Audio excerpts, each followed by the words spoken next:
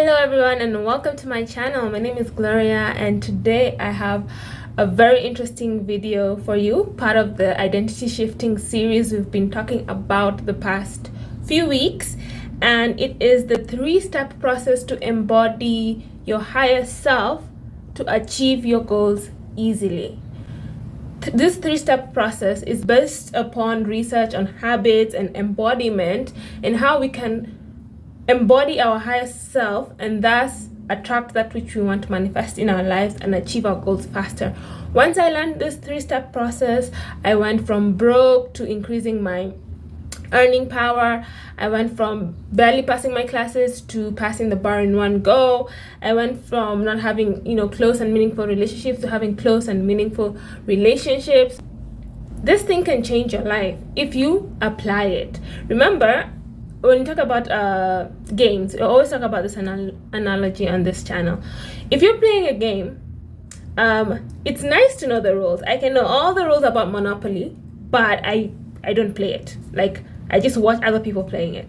In order to really embody the rules, to know the game, to have fun playing the game, it is important to become a part of the game, to take action and play the game. Recently, I went to one of my very close friends' birthday parties, and we were playing a card game. It was cards and charades, and I can tell you her brother was trying to explain the games to us, and I couldn't understand. I just understood half of what he was saying. But once we started playing and I started playing the game, the rules made a lot more sense. The rules made a lot more sense because I was playing it. And that's how most games do. You can watch people riding bicycles, but until you get on that bicycle and start pedaling, you will not really understand and embody what those rules mean, and you will not enjoy it. That's why before we continue, I urge you to comment down whatever action steps, whatever your intuition is leading you to do, whatever small tiny thing you can do to change your life, write it in the comments. Hold yourself accountable, because accountability is what most people miss when they're writing their goals. Remember the statistic I talked about, where only 46% of people who actually write down their goals achieve them. But those people who write down their goals and keep themselves accountable, they are 75% more likely to achieve their goals. 75%, that's huge.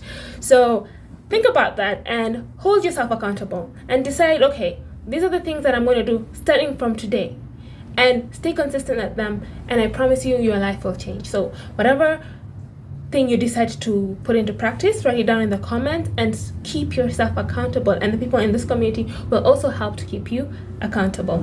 What is a 3-step process to embody your highest self? The first step in this embodiment of becoming the best version of yourself is awareness. Say it with me, people. Awareness. I'll give you an example.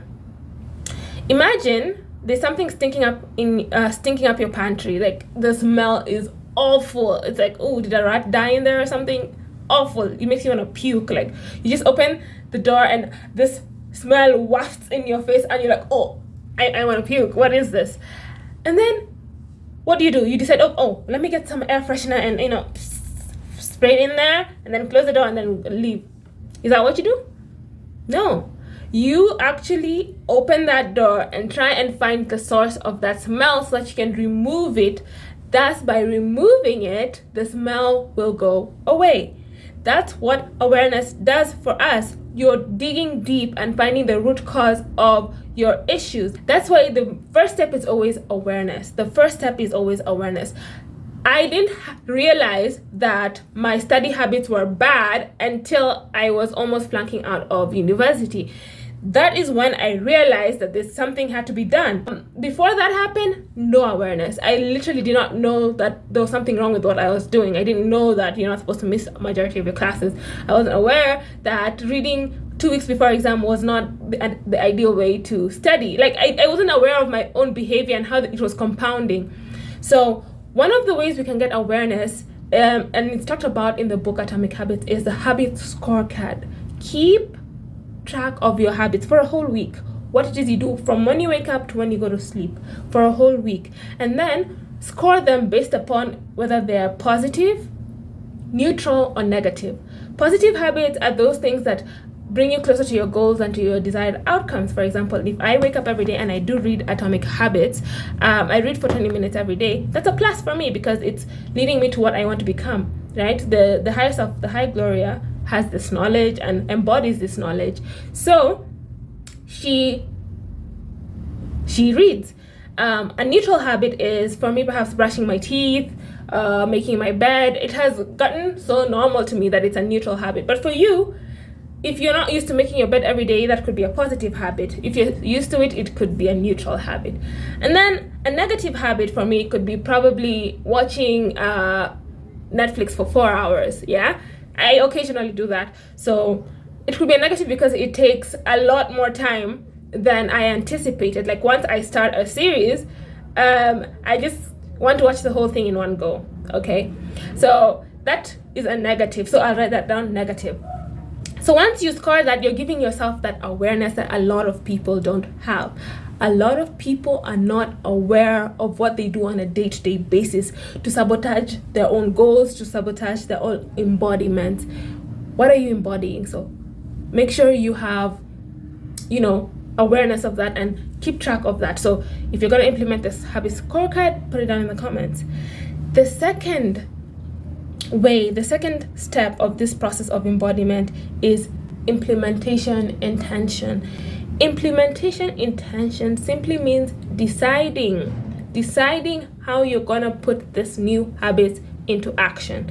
If you decide today you're going to read more, if you decide you want to read more, if you decide you're going to exercise more, if you decide you're going to sleep early, you need to put a time and place container around that. Time and place are the easiest and most common cues that we use to do things. Like when you have a dentist appointment, you know when it is and what time it is. Time and place, easiest cues. So rather than telling yourself, I'll read more, tell yourself or write it down that every day when I wake up, after I've done, my morning ablutions, whatever, of refreshed myself, I will sit down and read for 20 minutes. And then you put the timer for 20 minutes. Every day at this time, I'll read for 20 minutes. That is a completely different goal than saying I'll read more. So put a time and space container around that. And that is very, very, very important. So personally for me, currently for the past I would say 3 months, I've been sleeping at the same time, which is 22:22, like 10:22. And I have an alarm for that. It always rings, and what I do when it rings, whatever I'm doing, most of the times I'm having my laptop on, close it, and I'm off to bed. And that's what has been keeping me accountable. So what are you going to do today to stay accountable, right?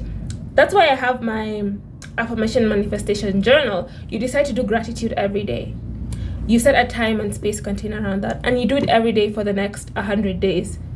I promise you're not going to be the same person. You can't be, because you weren't doing it before. You weren't journaling your gratitude. You weren't journaling your intentions. You weren't journaling what affirmations you're saying that day. You weren't doing it. So of course, 100 days later, you're going to be a different person, a different embodiment of yourself. If you're interested in the journal, the link is in the description. Another way to use this implementation intention thing is to stack habits. Use another habit as your cue. A way I've done this is, I'm currently learning a language. I'm learning French, right? Or I'm trying to beef up my French from when I learned it in university. I didn't really do a good job.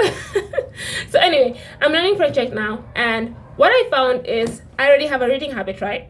The easiest way for me to implement my French habit was right after reading, I moved on to French, because the reading has become so natural and I'm obviously going to do it. So why not add another habit on top of that? So finishing reading my book, a cue to do that is to do the French. Another way I've used this when I don't want to do it in the morning is when I'm having my lunch. I will listen to a French video, a French YouTuber doing their thing without subtitles.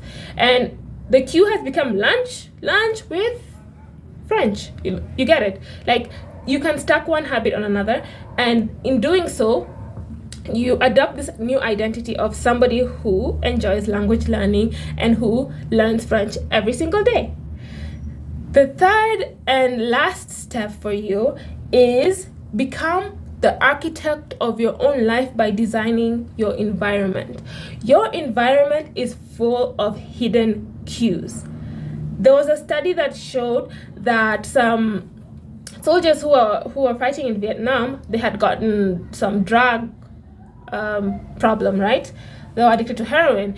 And what happened was the study completely changed the way people think about drug addiction, because when these soldiers were in Vietnam and there were all these cues, the drugs were available, the fellow soldiers who were doing the drugs, it was hard to beat the addiction. But then when they went back home, a majority of them just quit it. Like heroin, which is such a hard drug, they quit it just like that, just because they were removed from the environment and it was so hard to get a dealer, or their surrounding environment didn't have those cues. They just stopped. That is the power of your environment. Your environment influences you more than you think. Why do you think supermarkets put snacks right at the counter? Because it's so easy to pick the snacks, and I always fall prey to this. I'm not even gonna pretend like I'm one of those super disciplined people. No. Sometimes I'm standing on the counter waiting to pay. If I'm hungry, I'll pick some Snickers bars and put it over there and buy it. Why? Because it's available. If it wasn't there, I wouldn't pick it up. But because it's there, I do so. That's why my environment is primed for me to win. It's primed for me to win. I have my books around, okay? I have my workout stuff around, like my dumbbells are right where I can see them, right over there, so that I work out. My phone alarms, like they're always cues urging me to be this best version of myself, the version that I've decided that I want to be. And that's amazing. When you make your environment work for you, it makes the transformation process way, way, way easier.